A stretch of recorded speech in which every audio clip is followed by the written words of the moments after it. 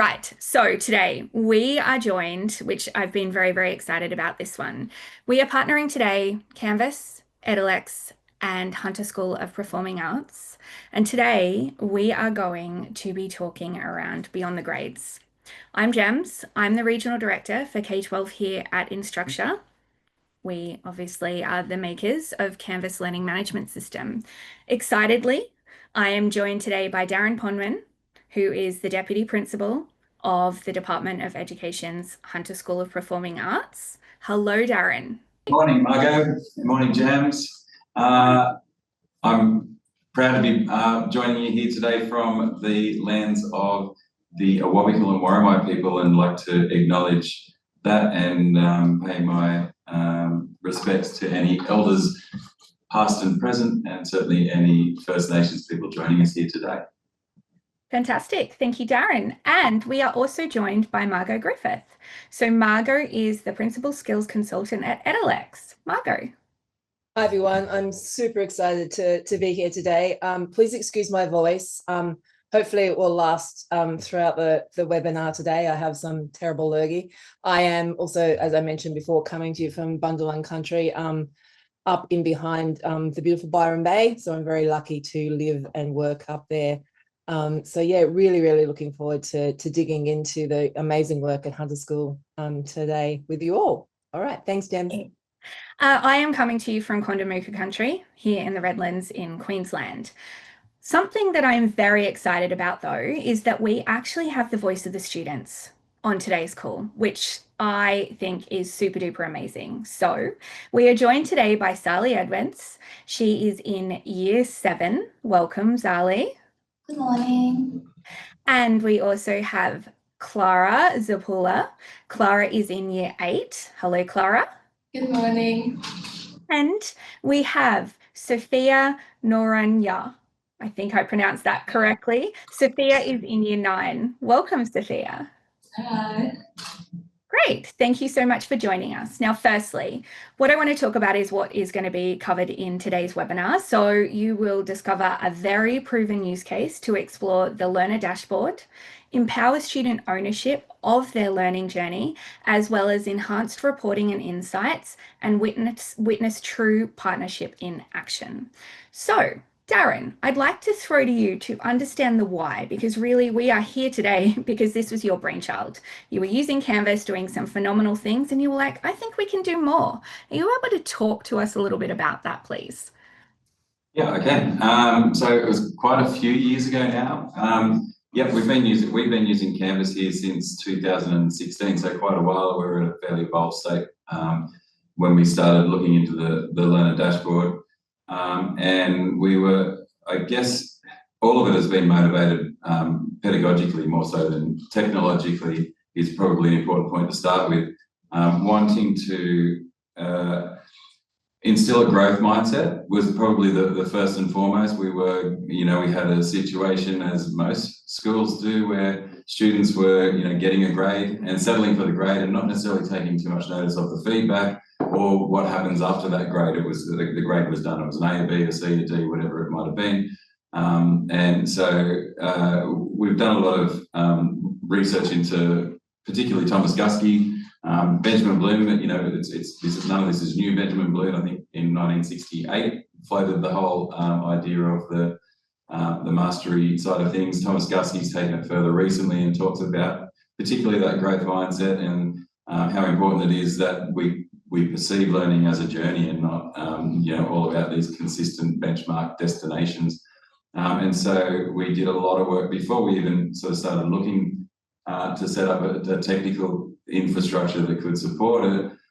We knew where we were headed, but from the staff point of view, there was probably 6 to 12 months of time spent looking at, well, what do we value as a school and as a community? And obviously, first and foremost, as a Department of Education school in New South Wales, the syllabus drives our curriculum predominantly. So we looked at the outcomes that we were working towards in each syllabus. And then as a collective, staff got together and developed performance descriptors for each of those outcomes. And we set them up as outcomes in Canvas speak, allowing us to really quickly build rubrics and provide great data points for staff as well as students. Further, and what I think is probably the most powerful part of it is that then we looked at, well, you know, we've also got an opportunity here to celebrate some of the more important aspects of schooling, and that's the soft skills, the cross-curriculum, communication, critical thinking, creativity, those things. And so we then set about teams of staff working on what are the performance descriptors look like for that? What does it look like at an emerging level, at a developing level? So set those outcomes up, putting us in a position where we could pretty efficiently, due to the speed grader and outcome system in Canvas, generate results and generate conversation with students.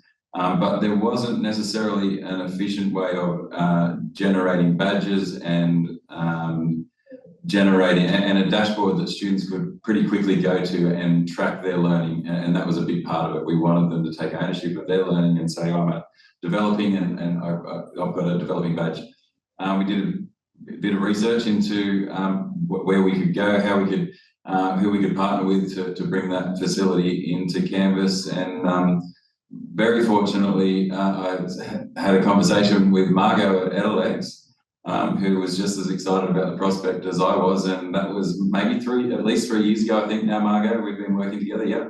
And they've been incredible. You know, we got together, we met, we did a prototype in a PowerPoint originally, that's still kicking around somewhere. I've got that, I was looking at that the other day, of how we wanted the whole thing to work. And the end goal was certainly we wanted maximum efficiency for staff, because, you know, it doesn't matter how good the system is. If it's a lot of time for staff to give that feedback, then they're just not going to get it. The students are not going to get it as regularly. We wanted it to be efficient for students, so it needed to be embedded in Canvas. Everything we do here is in Canvas from a learning management point of view. We're very, I guess, strict is one way to put that, just to, and that's all about user experience. As we know, it's much easier for students if they're not having to go to Google Classroom for that one and Teams for this one. But so we go, no, Canvas is our learning management system, and certainly we integrate lots of other things in that. One of the benefits of Canvas is that we can. And so Edalex we've been able to embed the learner dashboard into Canvas. So it's seen from a student point of view, it's a seamless transition to go in and have a look at how they're tracking. It also means that parents are authenticated into that same environment, so parents and students, and that was a big part of it, wanting a conversation, opening up conversation points with parents and students to look at where they currently are.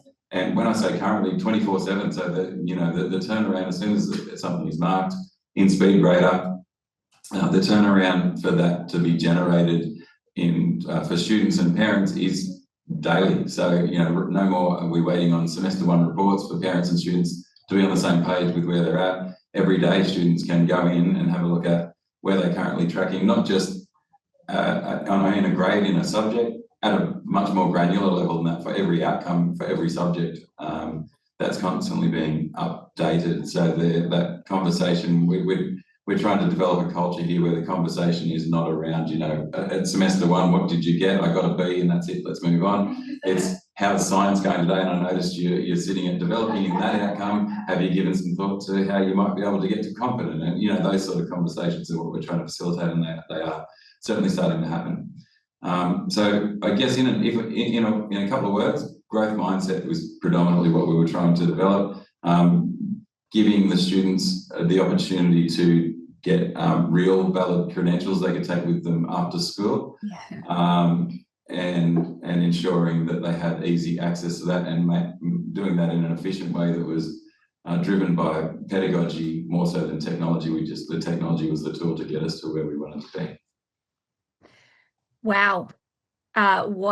What have I got to say about that? Like, my brain is exploding, and I really, really wanted to swallow, you know, the fact that you're also including the soft skills, not just looking at the student academically, but also that growth mindset and where that is able to take the students in their learning journey.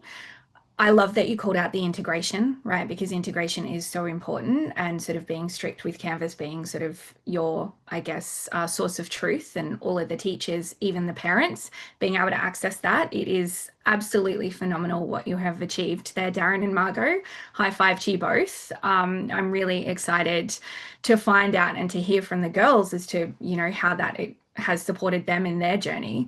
But Margo, if you could just talk to us a little bit about sort of how it works and what the mechanics are from a tech perspective. I know that's a really big question, so we won't have time to dive into it. There will be a follow-up later as well. But sort of what does that look like, and sort of how did you work with Darren on formulating this as a part of your business, and obviously working with Canvas to integrate that? So if you could just talk us through that, that would be phenomenal. Yeah, 100%. I might get the slide deck queens to move the slide deck forward to where the videos are going to start. So it, as Darren said, first and foremost, he came to us with an idea. He had the model working in HSPA. What he wanted to do was to automate that so that the onus and the bulk of the administrative burden did not fall onto the teachers, because that would have been, you know, that was something that was not going to be considered. He also was very strong that the learning community, the parents, the carers, the students and the teachers all had 24/7 access visually to where they were up to. At Edalex, we are self-confessed skills data nerds. That's what we do. We do not want you to know that we are in the background doing all the things that we are doing, because it has to be a seamless experience for you, the learners, and I hope that it really is. Looking forward to hearing from you in a bit, girls. And so essentially what Darren tasked us with is take all of the data from Canvas in the Mastery Gradebook and run it through the rules that HSPA have set up for each of the outcomes around curriculum, around cross-curriculum and co-curriculum. And then we want you to take that data and push it back into Canvas, into a dashboard, so that first and foremost, learners and carers and teachers are not going outside to any other external system, because again, in terms of a user experience, that is also not on. You're not going to, you know, multiple systems. So that was a very daunting task. Second task was, by the way, we have a mastery level model. That means that we're going through a 5-point progression of learning that we would also like you to recognize. So there are lots of deep breaths at Canvas, at Edalex, as we figured out what that should look like. One of the really tricky things was that last thing I said around progression, recognizing progression of learning towards a point. From a digital recognition perspective, that was a really tricky thing we had to overcome. So I'm going to talk to a video now, just talk you through what that kind of looks like. Then I'm going to dig into a couple of really quick slides. It won't be death by PowerPoint, because I know that you, like me, want to hear from the girls here. So if we could start the video, and I'll try and narrate it as best I can. This is what it looks like. So the learner dashboard sits into the navigation panel of your Canvas. So again, seamless. What you can see here is that we 24/7 harvest the data and represent it through these curriculum, through these graphs, these spider graphs is what we call it. We're also bringing in the attendance data, so that's all on one screen. As you know, in New South Wales, learning is arranged by stages. So we have stage 4 here, and you can see up there that there is also the cross-curriculum and the co-curriculum. What we are doing with regards to, if you could just stop the video for a moment, would be helpful. I just want to touch on where it flashed up backpack. At the moment, what we are doing is utilizing digital badges as a way to cryptographically seal the information so that you know that it's verified and valid. And also so that when the learners go at the end, they can take that with them. Now, at the moment that sits in the backpack, Eventually, we may look at things like wallets, digital education wallets, or skills passports. That's all in the future. But at the moment, it's kind of sitting in a backpack that the learners can take when they leave school, or if they need to look at things outside of school. And just to ask a question on that, Margo, that would be like our credentials backpack, right? So you will credentialate with the credentials backpack, the credentials product. Correct. Yes, absolutely. Fantastic. Yeah. Absolutely. So yeah, while it says credentialate backpack, that is in fact in the background being transitioned. So yes, yeah. Fantastic. Continue on the video for me.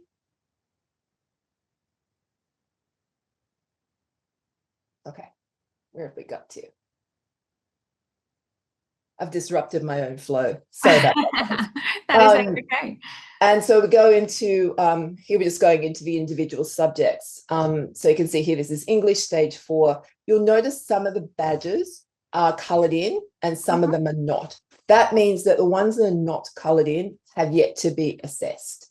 And so that's a really important point. It's not that you haven't achieved anything, it's probably that you haven't actually been assessed for anything as yet. And you can also see here that as well as having the big spider graph, looking at the overall cohort and the overall subjects, we also have it subject by subject, and we also have it cross-curriculum by per curriculum. So every piece of data is broken down and is visualized for the learning community, the parents, carers, learners and teachers. So yeah, there's a lot going on in the background. I'll just let this video play out because it's really doing a beautiful job of flipping all of the badges back and forth. The way that we dealt with, yeah, it's going to do it right here. The way that we dealt with more information is we built, there's links in the back of each badge back into the HSPA model. So that at any point you can go and see how you can level up, and that's built into the badge. It's also on the website. So there's, you know, there's every opportunity for learners to be able to know what they need to do next. How can they level up? The other thing that we did is built into the back end, the metadata of those badges, is this notion of a provisional status. Okay. We won't get into the technicalities of that because I just don't want to bore you all with that, but just know that's a very specific thing that we did for HSPA, and a really, really, really important aspect of being able to digitally recognize learning as it goes. Wow. It looks exceptionally comprehensive. And I think that the work in the background obviously is quite huge. Yeah, and we, again, it's great that no one knows that. Right? That's the point. It's the point that it takes an ecosystem, I think, these days of systems to be able to realize a really seamless learner experience, and the fact that Edalex and Canvas can work together so seamlessly and exchange that data and no one knows it. Is a testament, I think, to the way that we have both developed our platforms and our commitment to that learning ecosystem. I think you called it out really nicely as well, is that it does need to be seamless. You know, technology just should be a tool that supports us. We shouldn't have to know exactly what we're using. And looking at the way that obviously the backpack just displays there, the learner dashboard just displays there in the global navigation bar, it is quite seamless, right? It's very clean, very clear to see exactly what you're looking at. And I love that. We don't want to overburden students. We don't want to overburden teachers. And obviously the ability to be able to remove the additional teacher burden and just include that within Canvas as they're already marking anyway, but also being able to surface this data for the students. Because being a parent, I don't know where my son is up to until the end of term, right? Until the end of semester even, right? And I think that if I had have had this tool when I was back at high school, holy wow, my relationship with education would have been very different. So thank you so much, Margo, for sharing that information. I think a quick recap of what we've talked about so far is we've obviously spoken to Darren about the why, right? The vision, and the goal, which obviously has been achieved and is working exceptionally well. Thank you to Margo and Edalex, right? So covering off what you've shown us about how it works and what that looks like without getting too technical, because we don't need to hear that right now. It's too early. I've only had one coffee. But what we are here to hear about is obviously the students and what that looks like from a student perspective and how they're utilizing it. So girls, over to you. I have some questions for you. Are you ready? All right, Zali, I am going to start with you. So when you first saw the learner dashboard, what was your initial reaction and what did your carers or parents think about it? And how different is it from just seeing a grade in the gradebook? If you could talk to me about that. I know I asked you 3 questions in that, but if you could encapsulate all of that all in one, that would be amazing. No pressure. When I first saw the learner dashboard, I was a bit like shocked because I was used to more different types of learning from my old school, but I feel like that was more efficient. When I showed my parents, they thought it was like a good way to help track your learning. Awesome. Thank you. And just to confirm, you are in year 7, so Yes. 5 to you for answering such an in-depth question. Thank you. And then how different was it from just, obviously seeing the grade book, but seeing where you were mastering that? Do you feel like that changes the way that your brain views your progress? Yeah, it really changes the way you can see the progress that you've made because when like at the end of the term, the end of the semester, you see like your A, B, C, whatever you get. But when you can check every day what grade you get on the learner dashboard, you can really begin to understand how you can advance like mastery from where you're at. Love that. Thank you so much. Now, Clara, over to you. So Clara, just to confirm, you're in year 8, is that correct? Yes. Yeah, Yes. fantastic. Can you describe a specific time of when you were seeing your provisional evidence, is what it's called at your school, on the dashboard, and it helped you understand a concept or be more motivated to improve, right? So seeing that you're here, but you know that you want to get up here. Can you talk to me a little bit about sort of how the dashboard is helping support that? I found it really good in a lot of the tech classes that we only get to the tech classes that we do in year 7 and 8 because I can set goals for badges I want to get before I am that subject. So like in food tech, there's specific badges you can only get in the 7 and 8 food tech class, and that means that I'm working my hardest and setting goals to achieve those badges before the end of that subject.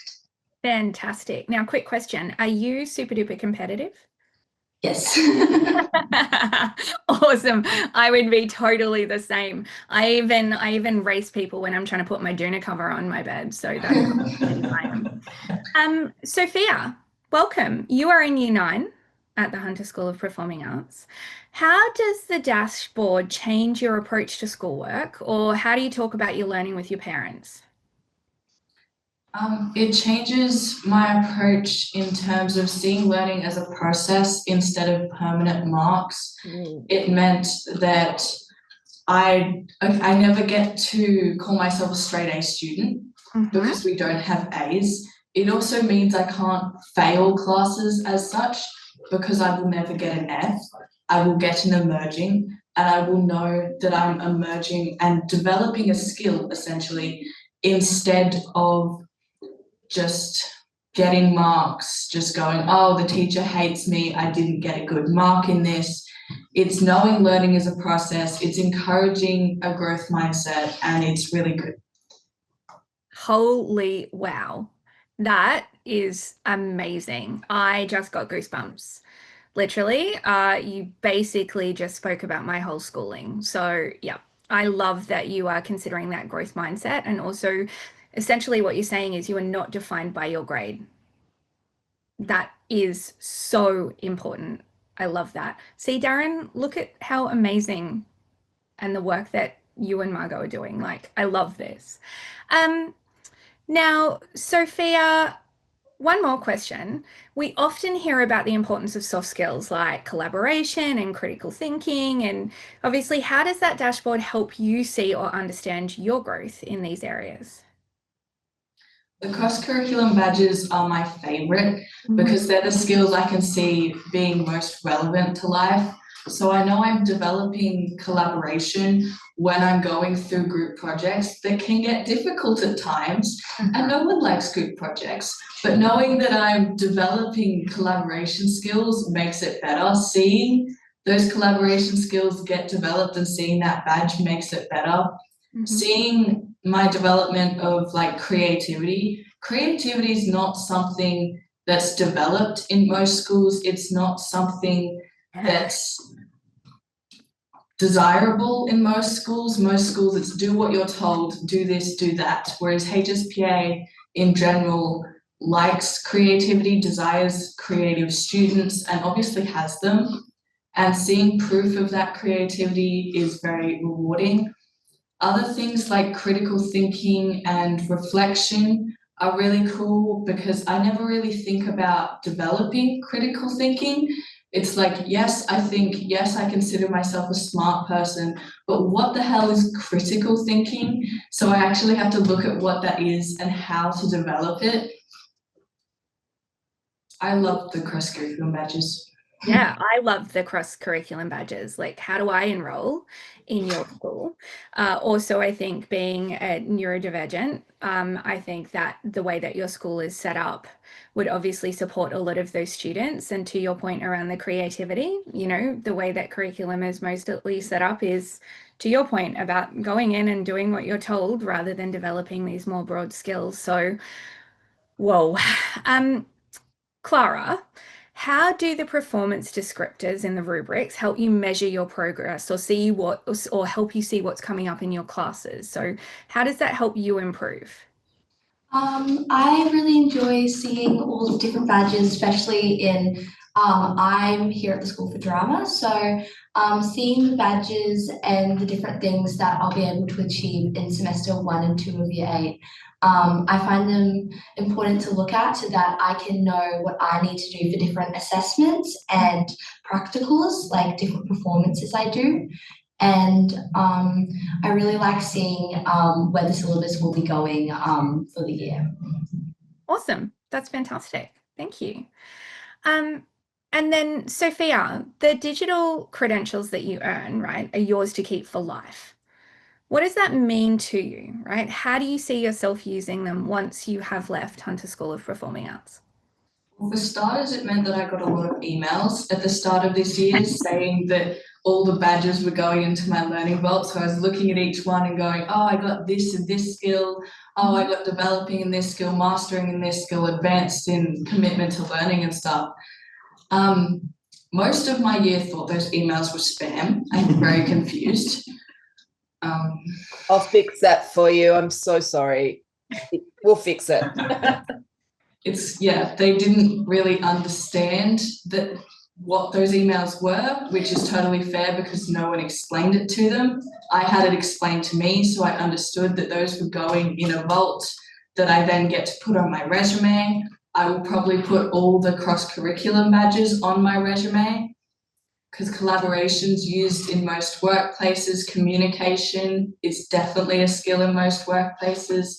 So being able to know that I'm developing those skills will be useful, and knowing that I can put them straight onto LinkedIn and my resume is quite useful. It is very, very useful because life is one group project, let me tell you. So definitely around that communication skill as well. And by the sounds of it, it's sort of looking at, you know, not only your creativity and collaboration, but also EQ, right? And sort of what that looks like and where that feeds into. Quick question, and I'm going to throw a curly one for you. What do you want to be when you grow up? A lot of things. Good. Yes. I love the that. list ranges from like Prime Minister to being a barista. So me and my friend the other day set out a document of like dream jobs, and I think we both had like 8 on each. Oh my gosh, keep going. Keep going. Absolutely. Do you know you could be a prime minister and have a coffee cart and drive around and make coffee and then also speak to people whilst you're doing it, right? Just throwing that out there. 100%. I will vote for you. 100%. Yeah, me too. Absolutely. We are 100%. I have one last question for Zali. So having all of this evidence and credentials and everything all in one place within your Canvas, right?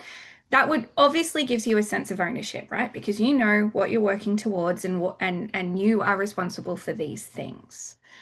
I think, what does that feel like, and how does that make you feel more control of your learning journey, right? Because you are in year 7, so you know your high school is just starting out, but how do you think that that changes the way that you're looking at your time at Hunter School of Performing Arts, being that you are just in year 7?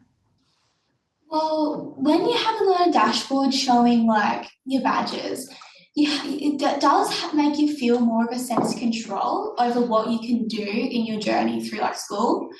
Because like, as I said earlier, when you get just like a letter as your grade, you don't really feel like you can change it. Okay. But when you get the badges, you can see your progress like go along and you feel more empowered to make a change with it. Yes. So it's kind of motivating, right? You see that you're sitting here, but you know that you have the ability to change that based on having a discussion with your teacher or doing, you know, some extra study or applying yourself more. I think that that is so wonderful, right? Because I just used to try and argue my way out of my grades unsuccessfully. James, it's one of the reasons we had that those not yet assessed the grey badges that you saw on the dashboard were there very much by design, so that for that reason, so prior to things like the dashboard and without things like the dashboard, students are very much at the whim of the teacher and the syllabus, the scope and sequence, in terms of they don't necessarily know what's coming up. They're just kind of along for this ride that they don't have any control over.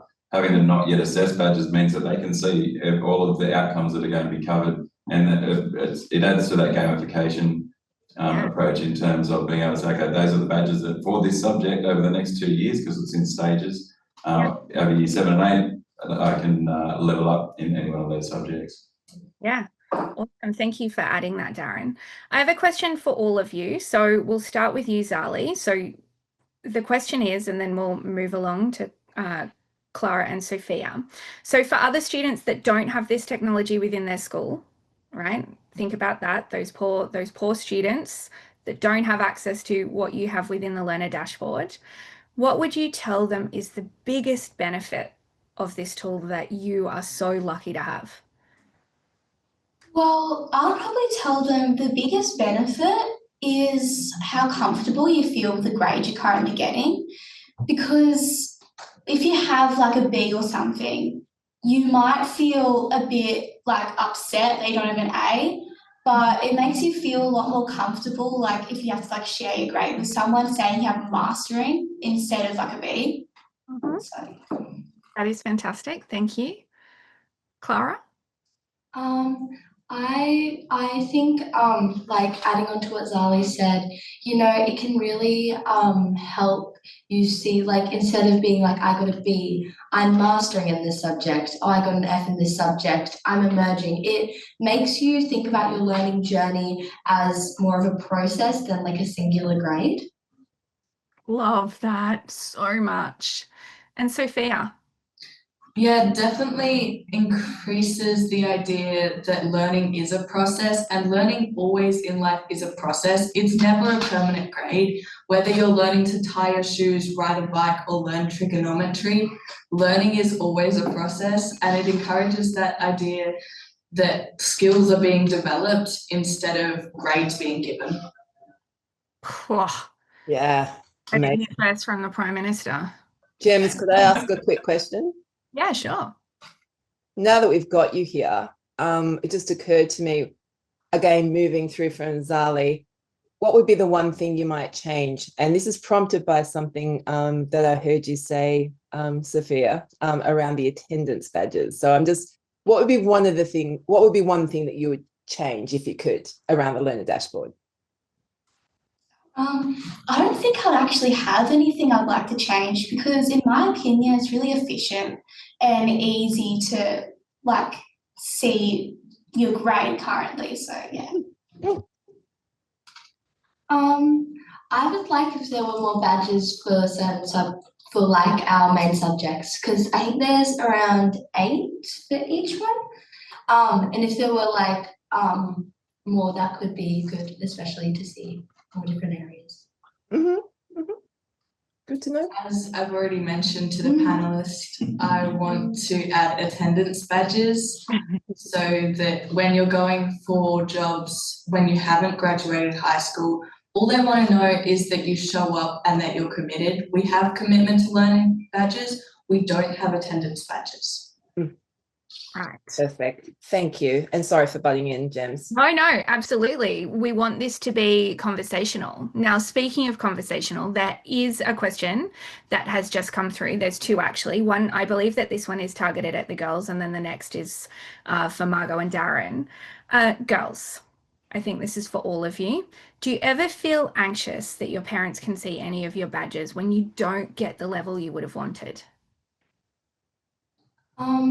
Just for me, my personal experience, my parents are big on like trying your hardest, and they care more about how hard I've tried rather than the grade I get. So I wouldn't be too anxious just with my parents, because I think they wouldn't judge me on the grade per se I got or the level in the badge that I got. I think they would ask me, did you try your hardest? And I would say yes. You have great parents. High five them for me. Sally? I don't usually feel anxious when I have to show my parents my badges, because with the way it's worded at your level, it doesn't say you're failing at all. It shows like your current understanding of the topic that it's on.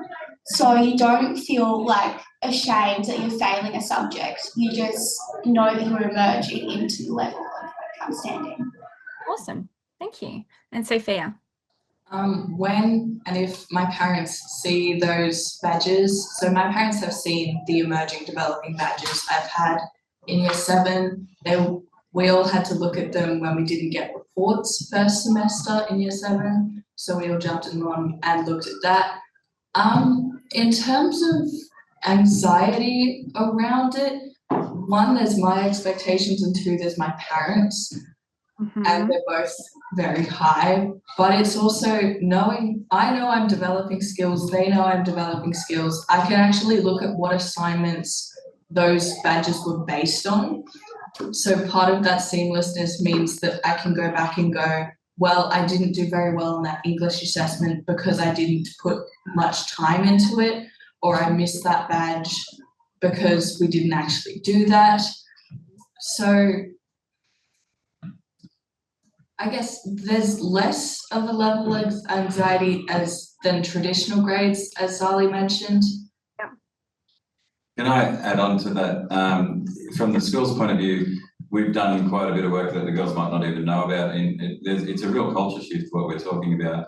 And so there's been quite a bit of work done in terms of supporting the parents to understand what this looks like, because, you know, in our parents' time at school, and still in a lot of schools, it is A, B, C, D, E, static, done, next, is the process. And so it has taken quite a bit of communication and ongoing communication. So we still do reports. At this point, we do half-yearly and yearly reports, and which is just, for the most part, data aggregated from the dashboard, and it pretty much says at the top of that report, this will be outdated within a week. If you want to go and have a look at the dashboard, you can see where they're at. But it also has a disclaimer around the idea behind, you know, if you see a developing on that report or a D, it's not D, it's developing. It's more likely reflective of the point in time that they're at in that learning journey. It's not a D as in that's where you sit, it's a D as in it's developing every student. Just about starts on emerging, that's not entirely true. You would have seen the graph that we had there earlier in terms of how the mastery system works. There is pre-testing at the start of a lot of the outcomes of units, and then well, there's a lot to unpack here, so I won't keep going. But ultimately, that communication with the community has been really important, and it's an ongoing process for us, is making sure that, because we've got new students already coming in this year, so that's a new lot of parents that we have to communicate with, and that's an ongoing. So pretty regularly, at least once a term, once a semester, there's emails. I'm sending emails out that's attached to reports, just explaining this is how the mastery system works, to try and alleviate some of that for families. Yeah, I love that you do include, I know that in previous conversations, you even include parents in how to use Canvas, what is Canvas, right? And I love that. We do have a few questions online, which is fantastic. Thank you so much, everyone, for asking some questions. So Darren and Margo, I believe that this one is falling to you. So with the Learner Dashboard providing real-time progress data, badge pathways, co-curricular indicators, how does this visibility and structure help teachers/educators tailor instruction to meet the needs of students with varying ability levels in the same classroom? Big question. Yeah, that's a great. Do you want me to start with that one, Margo? Yeah, you start with that one because, frankly, as we've said all along, the technology is simply an enabler. And so it really, the focus is back on the pedagogy. So to you, Darren. So as I mentioned earlier, a lot of our pedagogical drive, I suppose, is based on Gusky's work. And I don't know if we've got the PowerPoint there available to pull up quickly, but there's a slide there. It's got purple bars at the top and the bottom, and it's an infographic explaining the mastery learning system. If we can get that up, that'll make it a lot. It'll tell 1,000 words that I won't have to. In a nutshell, it greatly helps because the learning is designed that's the one, thank you. So you can see that we do pre-assessment, group-based instruction. This is the generic kind of concept that we follow from a learning point of view. There's a lot more formative than summative assessment. And so that formative assessment then generally generates badges. And I think if you go to the next slide, we should see a mastery gradebook. Well, that's the speed grader. So that one there, and then even one slide further. So this is the mastery gradebook. There we go. In Canvas, because everything's being marked against outcomes, so this is the teacher's view. The girls probably haven't seen this too much before. What that means is that because that ongoing formative assessment, and that takes a wide variety of, if it's a dance class, then there's nothing actually submitted on Canvas, but there might be a rubric associated with it, and the outcomes are ticked on the rubric by the teacher. From there, that's all that the teacher has to do, and we were really clear about that from the start, is that we don't want this to be burdensome, because then it won't be enacted. So the teacher just marks a rubric at its most basic. All of the data flows through to here in the Canvas environment, which is amazing, and then out to the Edalex environment, the badging, also amazing and back. This screen here probably sums up the answer to the question, in that once we've got all that data, and if we go back a screen just for a moment, just to this previous slide, you'll see the entire data for a class. If we go back just one. We're having the demo gods don't want to play kindly with us right now. So that's the one, yeah. So that shows you that's a whole class kind of thing early in the stage, obviously, because there's lots of emerging and developing there. On the right hand side there, for those that haven't used the Learning Mastery Gradebook in Canvas, it's an incredibly powerful tool when it's used well and when the data is collected properly. And the trick that I think a lot of people miss in this is that there's a lot of planning on the staff end in terms of the implementation. The tool is there to do the job for you, but if the implementation pedagogically is not sound, then none of this is really going to make much sense. You're not going to have the consistency required to make use of those judgments. But if we go forward a slide, you'll see on the right hand side only the emerging icon is selected, the little red one there. So we can see outcomes that straight away the whole cohort needs more work with. If we look horizontally, we can see there's a couple of students that might need a little bit more support to get to the next level. And that's where, if we go forward again, back to wherever that infograph was, at that point in time, I think the infograph was back 2 slides, possibly, either way. So, but yeah, that one. At that point, we're looking at down the bottom there, emerging and developing. We go into corrective instruction, and a lot of that is pre-prepared stuff. So when we develop our curriculum, we're developing the corrective and the enrichment activities in advance. And that's an ongoing process. We're certainly by no means saying we have corrective and enrichment strategies for every single thing that we do in the school. But day by day, more and more, and that's an imperative that is built into and embedded in the mindset of our staff when they're developing curriculum.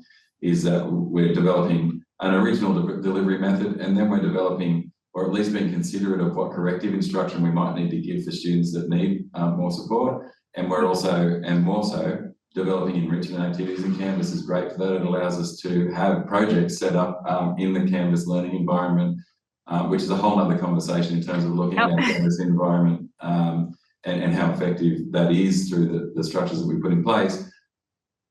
You can see there that we're then able to cluster in classes and differentiate for the students that need more enrichment or provide corrective for those that need corrective, and that's based on real-time data.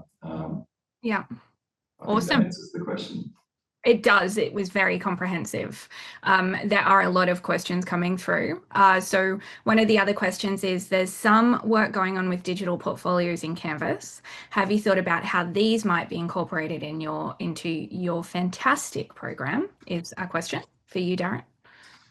In short, yes, have thought about it, but we're still kind of, I would say we're 3 years into this now and kind of getting to the point where we call this a consolidation year, in that we're just kind of, ironing out creases and all of that kind of stuff, making sure that the kids don't get emails when their badges are baked and en masse. And so that's probably it will be next year before we start looking at anything else. Fantastic. Just a quick one from a technical perspective on that one. Mm-hmm. We can grab artifacts as well and attach them to those badges as proof points. So yeah, that can work seamlessly should you ever want to involve that. Just a FYI. Just an FYI, very important FYI, but thank you so much. For the students, would you like to see teachers get involved in a similar system? So I think, can we just have just a bit more context on what you mean by that? Because, yeah, just to unpack that one a little bit more. Moving along whilst we're getting some more information on that one. One more question. So when I can probably answer that one, Gems. Yeah, the students would not be able to answer. I can give them some more context to be able to answer. We kind of do in New South Wales, and in Australia, we have the Australian Teaching Standards, which are a series of there are a series of elements associated with that from beginning through to proficient, and then we have in New South Wales the HALT system, the highly accomplished and lead teaching, so which all do have performance descriptors associated with them. So I wouldn't expect the students to know that, but so maybe the question is, how does it make you feel that teachers are also using a similar system? Yeah. It's important for both teachers and students, to have that be assessed. It's important for teachers to have regular learning things, because we're not the only ones learning. Teachers are learning as well. They're learning how to teach in this new generation of technology and stuff. And I think it's important for everyone to, have feedback on what they're doing, even if you're 14 years old like me, or 30 years old like a teacher. Yeah, 30 is pretty old, yeah. No. I just want to see your age. Yeah, no, I'm just joking. I used to think of 30 as very old as well. Wouldn't it be cool if you could award badges though, based on the coolest teacher, or teacher knows the most Taylor Swift songs? I think that you should develop those badges internally. Darren, you should open it up to the girls. Also, just quickly, when shifting from traditional grading to mastery-based learning, was there any initial resistance from either staff, students, parents? And if there was, how did you overcome it? Because I think that's a really great question, because it is a bit of a change as to what you do within normal schools. So did you come across that, Darren? Yeah, definitely. Not en masse. Teachers, not so much. Especially the only concern from teachers was in terms of workload, and not from we don't want to do the work, more so from the point of view of sorry, I'm getting a weird message, more so from the point of view of making sure that it wasn't going to interrupt the pedagogy, because it absolutely can. If it's too much extra work, then it interrupts, and so that's a really valid point. And why we were so steadfast about ensuring the efficiency of it. And once they understood that there's really nothing for them to do other than what they were already doing. It was already an expectation that we had rubrics, and that the kids were getting feedback on that front. And so when they worked out, well, you're not actually doing anything more than that, just marking the rubric, everything else is automated and taken care of. Then the concerns not just went away, but our staff are big proponents of the system and how it works. Parents only, not so much, not that they've been vocal about it, it's only been glowing feedback in terms of that transparency and ability to open up more meaningful conversations rather than just what did you do today, or what, you can be really specific on that front. Students, I've heard, particularly earlier on, I have had the comment of just give me a grade. I just want to get it, from that. And so that's more from the point of view though. And that fascinates me, that comment. And, when I say I've heard it maybe 5 times, if you count it on one hand, we have 1,200 kids here. But when you unpack that more, it's more to do with that they're being challenged, and it's not uncommon for students and teenagers to want to do something other than be challenged at times, and that is our job as educators, to challenge them. So I take that with a grain of salt. That feedback, but for the most part, the feedback's been really good. But we've got 3 here. We can hear from them. Just so you know, I didn't pick these 3 students. I put it, it's probably worth noting. I put an EOA out to the school, to the student body, asking if anybody was interested in joining the webinar to talk about their experience. And I did get a lot of requests in the end, and all of them were really keen to jump on and would have been great candidates. These are the first 3 students that jumped in, and then I capped it at that point, answered quickly and answered really well with their responses. So there's been no preparation here. So the responses that you've heard the student's point of view by and large. Yeah, no, I love it. Thank you so much. We are almost at time. I think that, Margo, you came off mute for a second. Was there something that you wanted to add?